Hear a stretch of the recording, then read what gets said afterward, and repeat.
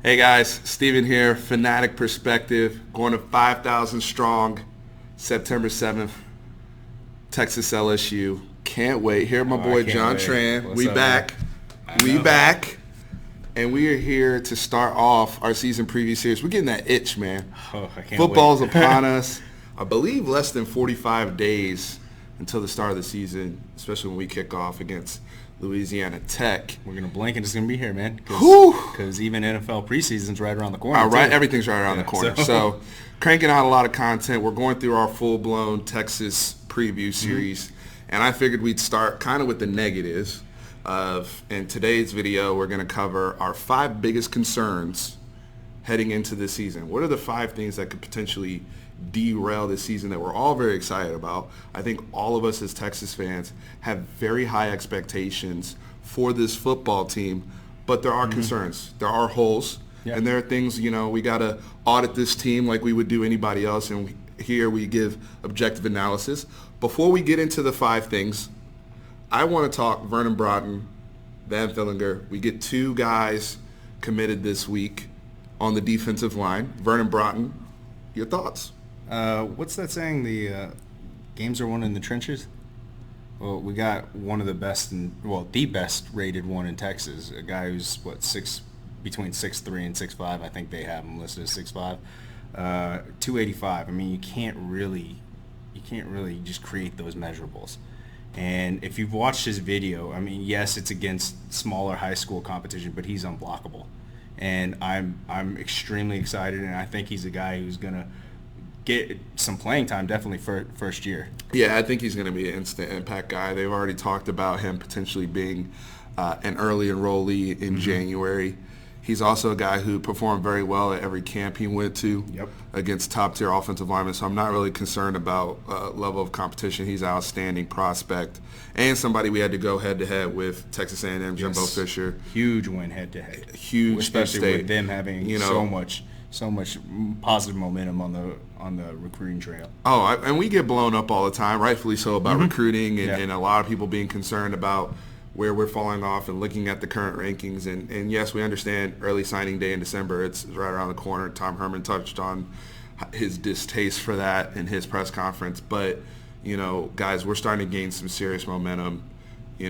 Prince the week before, these 2 guys. And then Van Fillinger out of Utah, who has one of the highest spark ratings, led his team to a state championship in Utah, so he's been on a football team where he's been a winner. He's more of an upside type player in terms of his brand and stuff growing because of his measurables. I know there are some concerns, and probably the reason why he's a 3-star, a lot of people feel like he's already maxed out and developed, but I think the staff and Oscar Giles would disagree with that. And just another person that we can plug and play But it builds depth, too. In our depth, absolutely. Yeah, that's the main thing that they're doing. And we're doing it in the trenches, which wins games. And not only that, I mean, I think right around the corner is what Bijan is about to August 2nd. Yeah. And right now they're saying, I believe Ohio State has the edge there. Is it but the Phoenix or the Arizona connection with Lathan? Oh, yeah. So, I mean, and he recently committed to Ohio State. So we're in some battles right now, no doubt about it. Winning football games will help. Yes, absolutely. And so let's get to, our 5 biggest concerns for this season.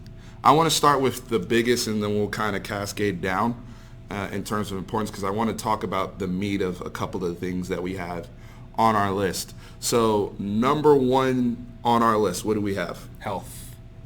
And that should be number 1 on everyone's list too. But ours is in specific, particular to Texas. Health is the biggest concern going into this season. Before we started, Steven so well put it, is that most of our key positions, our key leaders on our team, have not finished a season. So I mean, if you want to go through that list, I'll let you take that. So Colin Johnson. I mean, and when I say not finish the season, either they didn't finish the season or they missed time last year, right? So let's go down the list because it's actually a long one. Sam Ehlinger, starting with QB1. This goes from his senior year of high school at Westlake, didn't finish the season. Freshman year, he had the concussion issue. And then last year, he missed almost 2 whole games with the shoulder injury, which then carried on into some other football games where he wasn't 100%, right? Yep. Then you look at Keontae Ingram, played a lot of last year in the knee brace, had some knee issues. Colin Johnson had to finish the year in a knee brace, also missed time. Joshua Moore did not finish the season. I believe after the USC game, he was done with his shoulder injury. That's somebody right there. 2 people that we're relying on to be your starting wide receivers in the slot and on the outside. Right. You're starting running back and you're starting quarterback, right? Well, then 3 of those positions that you just named, they're preseason All-Americans. Definitely preseason. Well, yeah. Well, we'll get to Sam Ehlinger potentially, but I mean, some of them preseason Big 12. Oh, yeah, that's what I meant to say. Big 12, not all. Sorry. Yeah. Colin Johnson and Sam Ehlinger, right?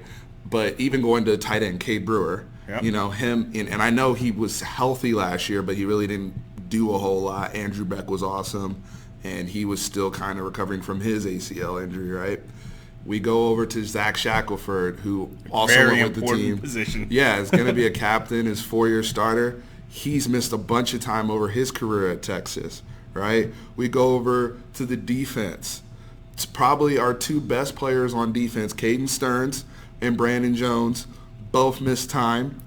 Brandon Jones coming off a very serious ankle surgery, right? Missed the spring. And he even had a concussion last year too. Right, so, and had a concussion as well. So Anthony Cook had some injury issues over the spring. And I'm not, again, guys, this video is not to be negative and just bash the team, because trust me, the follow video is going to be the 5 things we're most excited about. But health is an issue, and there's some of these players where we're going to have to start looking at, do they start getting slapped with the injury label? Like Colin Johnson, one of the biggest motivations for him coming back was to prove he can make it through his body can make it through a season healthy, and perform at a high level and not be banged up. And I know it's some of it is luck, and some of it is just the stronger you are, the more you condition the body, all that. But guys, health a lot of times is the difference between going 11-1 and competing for a conference championship and an 8-4, 7-game season. Yeah. We've seen this play out, right? So to me, I honestly don't think it's being talked about enough. And it's something that, if there's anything that does keep me up at night regarding our football team, because I really do think we're buttoned up in a lot of areas. I do too. Our health. And I know, like John said earlier, health is an issue for every team. You're absolutely right. But for these particular guys, they've had serious injuries. We don't have the experienced depth. The experienced depth. And go into that. I'm not saying we don't have the depth, because we do have the depth. I just don't think that QB1, for example, no one else behind him has played an actual college football game. And we feel good about Casey Thompson coming out of the spring, but is he going to lead us to a Big 12 championship if Sam Ehlinger goes down? No. I mean, I doubt it. Yeah. The odds would like Colin Johnson. We do have depth at wide receiver. Right. However, do we have someone who almost has 1,000-yard season? I don't know. I don't believe so. No. We saw our depth for our center. How many times did we roll the ball during the spring game? Right, and so that's the other thing. Zach Shackelford, if he gets injured, because no disrespect to I forgot his name that was in there at backup center. Y'all tell me in the comments. Yeah. His name just. Yeah, But Kerstetter, in my opinion, I believe Kerstetter would move over to center. Okay. And then somebody else would have to kick in at either right tackle or guard. Now, the point is, if you lose the center, you're not having to replace 2 positions. You see what I'm saying? So center it's not like we have a backup center that we can just plug in and not have to move anybody else around. That's the point. We do have to. We would have to then move 2 positions. Yeah. So injuries and just general health. And for our goals, I know many of us are looking at 10 to 11 wins regular season to try to get to a Big 12 championship. With health, it's Big 12 championship or bust. Yeah. Right. I agree. And that goes into having the ability to even go and play with the Alabamas and the Clemsons and competing at that level. Because if you beat a LSU, you're announcing to the world we're competing at that level, right? Yeah. To hopefully have a national championship. But if guys are falling off, and we've seen in other sports, right? Look at the Toronto Raptors just won an NBA championship. Golden State was not able to make it to the finish line with their guys. Mm-hmm. The NFL, Todd Gurley goes down. It impacts the Rams. Absolutely. Injuries and just having your key horses is so important to getting to where you want to go and being blessed to make it there with those guys. So we're going to move on to our next point. We'll actually do these two together. Yeah, so what we have listed next were our other biggest concerns are our linebacking core and also our secondary. Well, not secondary. Well, actually, cornerback. Sorry, we're not concerned about the safety. Yeah, we're not. Well, we are health-wise, but not in terms of ability. So, I believe linebackers we had number 2. Let's start with the linebacking core real quick. And it goes into inexperience as well. I mean, we lost so much last year. I think we have a lot of downhill thumpers, but I do think we have a lot of young talent that is very athletic. Owens and Overshone, I think, can take that speed linebacker that we need. But those guys are going to play in packages, though. Yeah, that's what I'm saying. It goes into experience. Yeah, because what you just brought up, you're dipping into the safety room now. You know what I mean? I know, but these are the oversized safeties that we like. I know, but they haven't really shown us Overshine yet. I mean, even in the spring, they still left them. I want to see it. Yeah, I do. And I'm with you as well, especially with Tyler Owens when we get to see him play. But Gary Johnson and Anthony Willard did cover up a lot last year with their experience and, Gary Johnson, his speed, his ability to blitz. I do think, I'm not worried about Jeffrey McCulloch so much. Neither am I. I think he's played enough football, and I think he played well when he was really called upon and asked to do certain things, especially the Kansas game last year. I think we saw that. Well. What'd you say? I think your boy's going to be just fine. I'll let you pat yourself on the back on that call. Carried over into the spring, and then then on top, and then he'll probably be next to Delhi there, which is one of the young thumpers you mentioned. And then we have a whole bunch of guys we haven't seen, right? Jawan Mitchell, who we got out of JUCO, right? Caleb Johnson came from JUCO. Then we're looking at as well on the B-backer side with Joseph Osai. Yep, that's your boy. That's my boy right there. Joseph Osai, as well as Byron Vaughn. Yep. Now, Byron Vaughn's is a guy who has a lot of, I think, I've heard a lot of upside things. A lot of good things with him. The concern, though, is we haven't seen this group play a whole lot. Now, in the case of Joseph Osai, I almost somehow move him on the kind of the defensive line aspect because he's going to be rushing a lot. Although we did see him play a little bit of coverage, so he might be a true, 3-4 outside linebacker. We'll see. I think the concern with the linebackers is more for the interior if they have the ability to move and cover, especially speed, outside zones, getting there in the red zone, being able to make stops. Oklahoma State, one of the things that we struggled with in the past, like with the Justice Hill, guys that were really jittery, Kansas State over the past few years with their quarterback run game, being able to get out there and keep contained and do all those type of things. When you had a Gary Johnson, when you had even a Malik Jefferson before, when they got him tuned up playing correctly, those weren't concerns. Yeah. Now that is a concern for us. We don't have that experience that can have that spy out there that can handle those. Yeah, when you're dealing sideline to sideline. Yeah, and there's going to be some times this year, not too many, I don't think, but if you're dealing with either a very jittery running back or a very mobile quarterback, how do we defend that? And can we defend that without having to overextend the Lightning package? Because to your point, yes, the Lightning package, even B.J. Foster being up there, who's competing at nickel and all that type of stuff, that definitely can help remedy those situations. But I want to see our guys be able to defend that also straight up, in our base defense. So that's a concern for me. Yep. Corners. Same boat, experience. Once again, experience.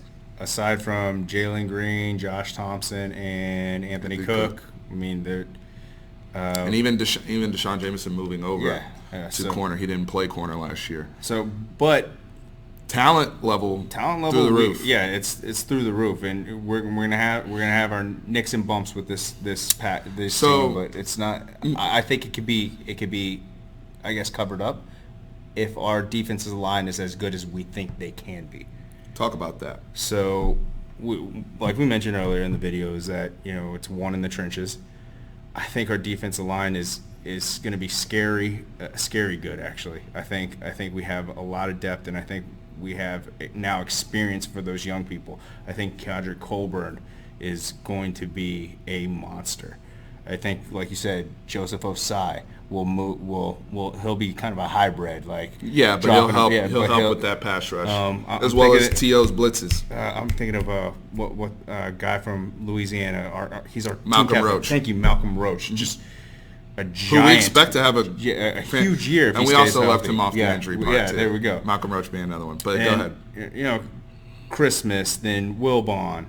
The whole group. Yeah, and not all of them are pass rushers, but just being able to push the pocket and get the ball out of the quarterback's hands. We were thinking to ourselves beforehand, like how does this compare? It's like, just take Clemson for example. Clemson has just bred defensive linemen into the NFL, and the statistics show it. They have something like 10 people on NFL rosters, and their cornerbacks, I don't think they have great cornerbacks. I could put our team up against their team cornerback-wise, skill-wise, and going to the NFL prospects as well. They only have 5 corners in the NFL. We have 9, I think, in the NFL, and then we also have like the exact opposite. We have 5 down linemen in the NFL, and if we start winning the battle at the line for our defensive line, it honestly kind of doesn't matter. Like if we have it will help. I think it will actually help. I mean, it does. It'll matter, help the course, talent. But, I think it would help the talent. I don't understand what you mean though. Yeah. Like it'll help the talent shine more. Those guys will be able to be more aggressive. They'll be able to get interceptions and turnovers. Better. Yeah, when the ball's coming out, the balls aren't coming out clean and all that type of stuff. Now here's my concern. LSU, September 7th, right? They have a very good wide receiving core. And they have an experienced quarterback. They're going to return, I believe, 9 out of 11 starters offensively. Not only that, but of their wide receivers, they're very big. They're very fast. 2 of them were 5-star guys, Torrance Mitchell or Terrence Marshall, excuse me, and Chase. So, and then those aren't even those guys weren't even starters like that last year. You still have Jefferson there, Sullivan, who's 6'7". LSU's wide receiving core actually kind of scares me a little bit. Yeah. And the reason being is not just with their size and speed and whatnot, them going to a new offense, and our guys, Jalen Green, Anthony Cook, that's going to be their second real college start. Well, not Anthony Cook, really, but Jalen definitely, yeah. But it's in terms of not having to fill in for somebody is what I mean. I'm talking about you're the guy that teams are now watching film on and game planning, because that's something they're not going to be used to. Jalen Green, he shined in the spring game. He showed aggressiveness. He played with size. He played with leverage. I'm with it. But as we saw with Chris Boyd, teams study you. And if they start to see, oh, this guy bites on everything, or this, we started to see even Duke Thomas before Chris Boyd.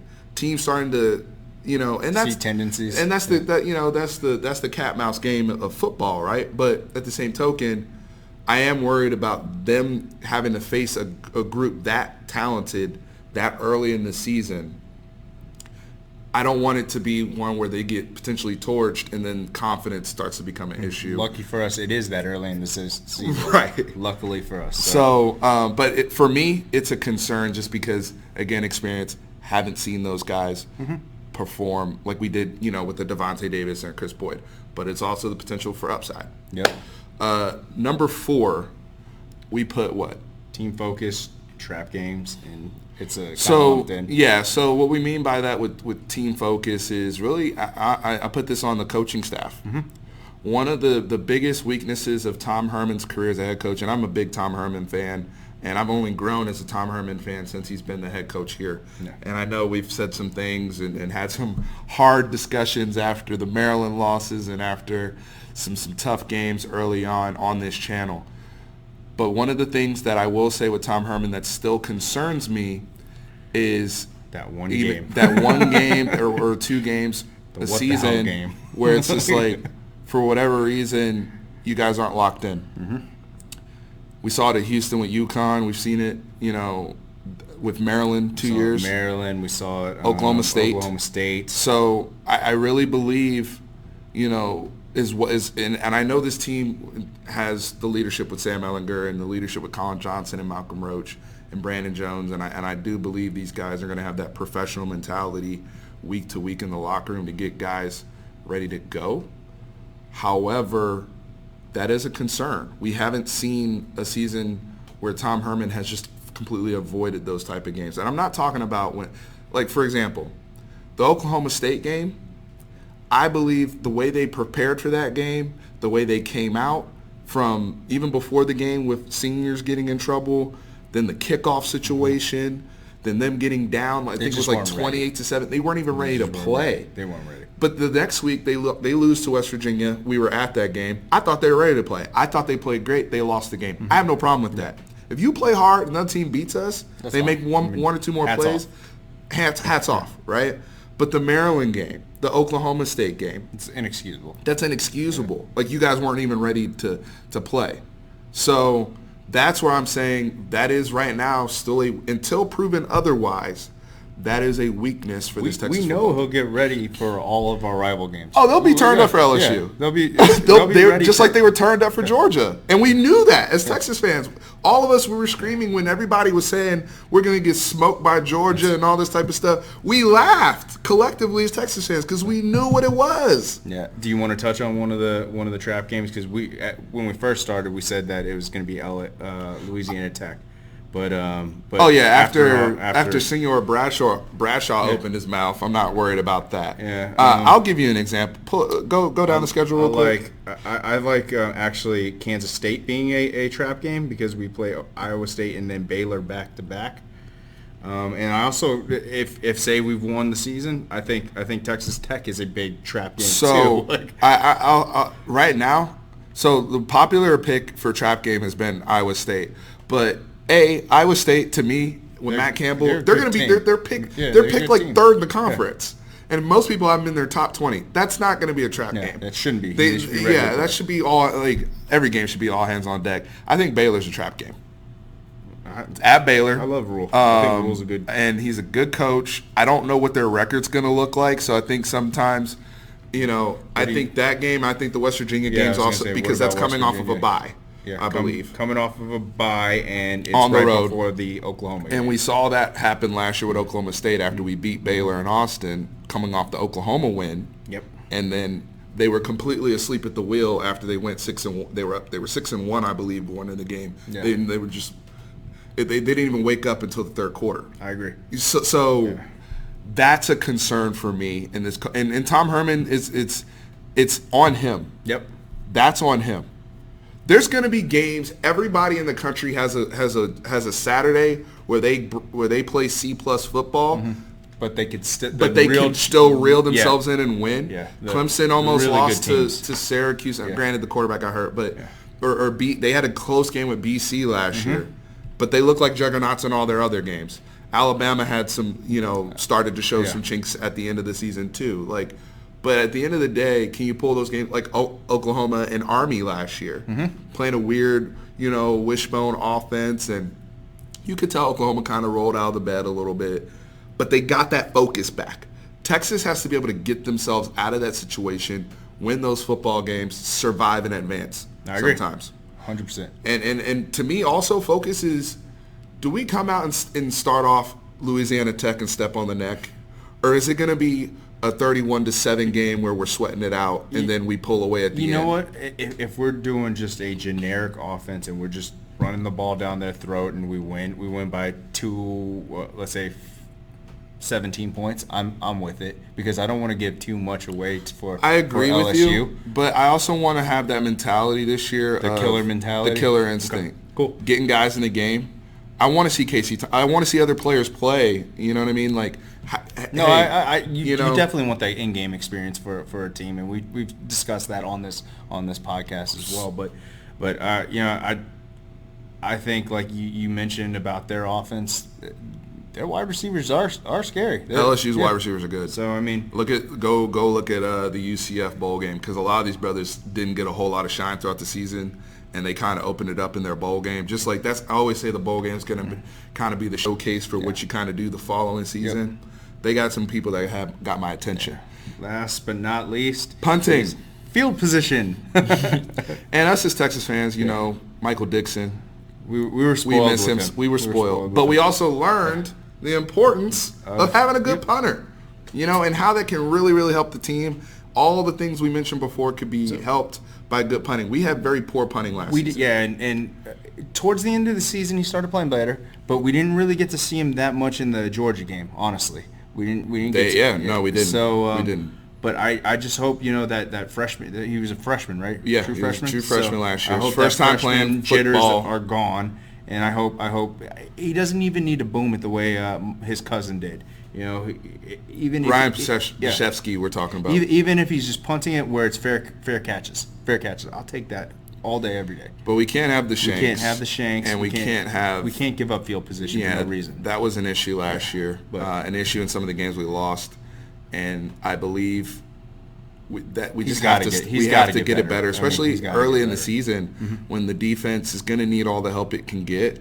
Just getting you know, I rather my corners get experience inside the 10 than at the 50. Yep. That's where I'm at. But you guys chime in with whatever concerns you guys have. Top 5. Want to have that conversation. We're going to 5,000. Everybody that's been sharing our content in this channel, you know, a lot of people sharing with their brothers. I've been seeing the comments roll in here. We're very, very thankful and appreciative of every single one of you. Absolutely. And I can't wait to meet a lot of you this year. I can't wait. We're going to try to be as many, or if not every, at least home game this year. So going to have that conversation. But 5 biggest concerns. Next video is going to be 5 biggest things we're excited about. And these are just the personal things we're excited about, not the 5 best players or anything like that, but just the 5 biggest things we're excited about going into the Texas football season.